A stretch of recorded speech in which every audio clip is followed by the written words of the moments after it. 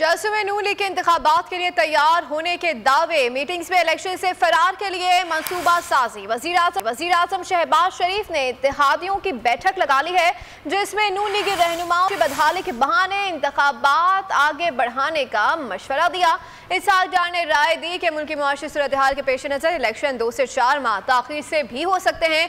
मौलाना फजलुर रहमान ने खैबर पख्तूनख्वा में सिक्योरिटी की सूरत हाल पर तहफ़्फ़ुज़ात का इज़हार किया। कहा, हालात ऐसे नहीं है कि इलेक्शन मुहिम चला सकें। PDM की बैठक से कबल 3 अहम हसास इदारों के डायरेक्टर जनरल्स ने वज़ीर आज़म से मुलाकात की। मुल्की सिक्योरिटी के उमूर पर बातचीत की गई।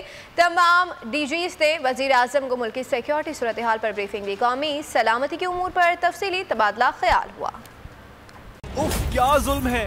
बोल एक दफा फिर साजिशी अनासर के निशाने पर। को चेयरमैन बोल शुएब शेख को फ्री ट्रायल का मौका नहीं दिया जा रहा। तफ्तीशी ऑफिसर जो मुदई भी है, अपना बयान रिकॉर्ड करवा चुका है कि कभी कोई जुर्म हुआ ही नहीं।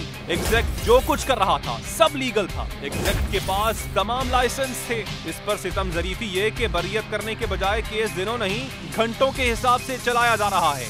फ्री ट्रायल की धज्जियां उड़ा दी गईं। आईन में मौजूद इनफरादी हुकूक को पामाल किया जा रहा है। मुतल्लिका जज के खिलाफ दरखास्त दायर कर दी गई है। बोल के खिलाफ इंतकामी कार्रवाइयां जोरों पर हैं। बोल का अदलिया की इज्जत के लिए खड़े रहने का अज़्म। बोल का अदलिया को सलाम। सब्सक्राइब करें और बेल दबाएं ताकि कोई खबर रह न जाए।